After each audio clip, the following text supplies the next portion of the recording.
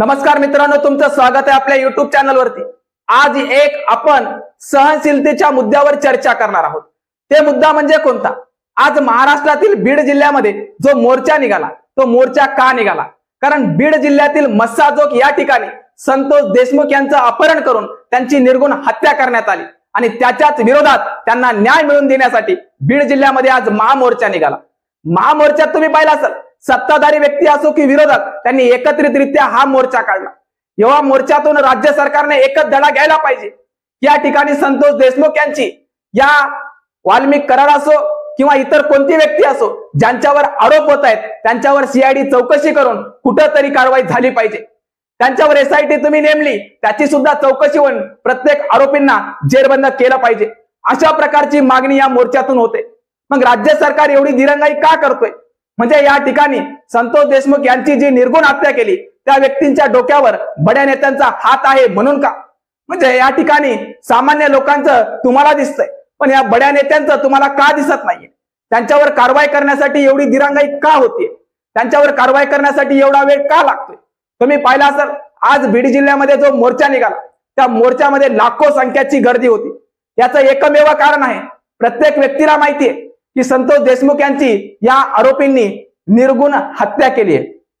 मग हत्या केली, त्याची चौकशी करण्यासाठी एवढा वेळ का लागतोय? म्हणजे या ठिकाणी राज्य सरकार खरंच त्यांना वाचवण्याचा प्रयत्न करतोय का? हा प्रश्न सामान्य जनतेमध्ये आहे। म्हणून बीड जिल्ह्यामध्ये आज लाखोच्या संख्येनं तुम्ही पाहिला असेल मोर्चा निघाला। त्या मोर्चामध्ये प्रत्येक सत्ताधारी आमदार असो किंवा विरोधातील आमदार असो, यांनी एकत्रितरित्या त्या मोर्चामध्ये सहभागी होऊन या राज्य सरकारला एक इशारा दिलाय की राज्य सरकारने सीआयडी नेमली, राज्य सरकारने एसआयटी नेमली, मग याची चौकशी एवढा वेळ का लागतोय? म्हणजे या ठिकाणी तुम्ही सामान्य व्यक्तींची चौकशी करण्यासाठी एका दिवसाचा कालावधी काफी असतो, पण या ठिकाणी सध्या एवढा वेळ का लागतोय? राज्य सरकारने तात्काळ पाऊल उचलले पाहिजे। आणि जे आरोपींचे नाव सध्या चर्चेत आहेत, त्याच्यामध्ये बघितलं असं वाल्मिक कराड असो किंवा इतर कोणती व्यक्ती असो, त्या सर्व व्यक्तींना कुठेतरी तात्काळ कारवाई करून जेरबंद करण्यासाठी राज्य सरकारने पाऊल उचलला पाहिजे।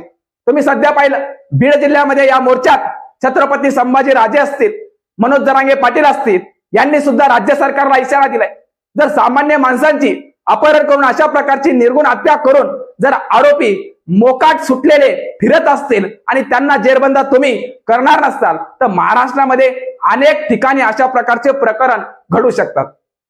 तुम्ही सध्या पाहिलं, बीड जिल्ह्यामध्ये अनेक लोकांपाशी बेकायदेशीर पिस्तूल आहेत, त्यांच्यावर कारवाई का झाली नाही? इतके दिवस कारवाई न करण्याचं कारण काय होतं? म्हणजे या ठिकाणी त्या बड्या नेत्यांचं त्यांच्या डोक्यावर हात आहे म्हणून त्यांच्यावर कारवाई झाली नाही का? त्यांच्यावर तुम्ही कारवाई तात्काळ केली असती तर हा दिवस उजाडलाच नसता। म्हणजे या ठिकाणी बड्या नेत्यांनी परमिशन दिली म्हणजे पिस्तूल कमरेला लावून फिरायचं का? बीड जिल्ह्यामध्ये बिहार करून सोडलाय का? हा लोकांच्या मनातला प्रश्न आहे। मग राज्य सरकार या प्रकरणाकडे बघ्याची भूमिका घेतंय का? राज्य सरकारने तात्काळ याच्यावर कारवाई करण्यासाठी ठोस पाऊल का उचलला नाही?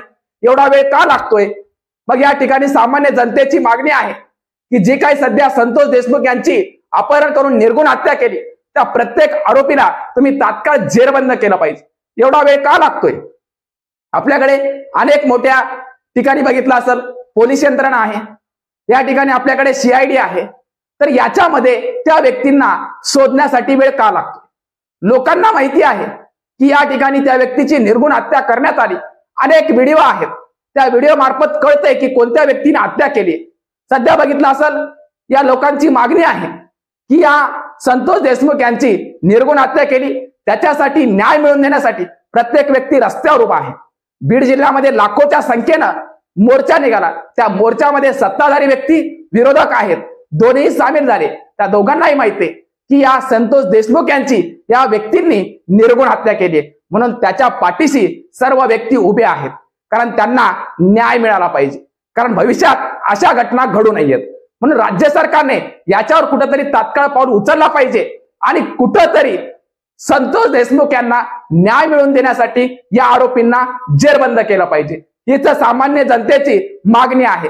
राज्य सरकार किती लवकर याच्यावर पाऊल उचलतं, याच्याहून पुढचे मोर्चे दिसतील, कारण मोर्चे थांबणार नाहीयेत असं त्या मोर्चामध्ये सत्ताधारी व्यक्ती आणि विरोधक या दोघांनी सुद्धा सांगितलंय।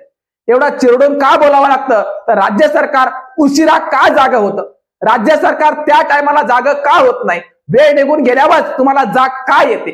या ठिकाणी वेळेच्या अभावी तुम्ही जर याच्याकडे दुर्लक्ष करणार असाल तर याचे परिणाम अनेक दिसतील. म्हणून या प्रत्येक जनतेची मागणी आहे की मी ती तात्काळ याच्यावर कारवाई करून त्या व्यक्तींना जेरबंद करा किंवा त्या व्यक्तींना कठोरातली कठोर शिक्षा द्या, फाशीची शिक्षा द्या. कारण येथून पुढे अशा प्रकारचे प्रकरण घडले नाही पाहिजे. एखाद्या व्यक्तीचं अपहरण करून त्याची निर्गुण हत्या केली जाते आणि राज्य सरकार बघ्याची भूमिका पाहतोय. यामुळे जनता सध्या चिडून उठलेली आहे. म्हणून राज्य सरकारने महाराष्ट्र शांत ठेवण्यासाठी कुठंतरी पाऊल उचलला पाहिजे आणि महाराष्ट्र शांतच राहतो. कारण महाराष्ट्रामध्ये सुशिक्षित या ठिकाणी प्रत्येक व्यक्ती झालाय. फक्त त्या व्यक्तीला माहितीये की अशा प्रकारच्या घटना भविष्यात होऊ नये. म्हणून राज्य सरकारला इशारा दिलाय की या आरोपींना तात्काळ जेरबंद करा आणि कुठंतरी महाराष्ट्रात शांतता ठेवा. हे तर सांगण्यासाठी तुमच्या समोर आलंय. कारण राज्य सरकारला बोलल्याशिवाय जाग येत नाहीये. ठीक आहे, थांबतो. धन्यवाद.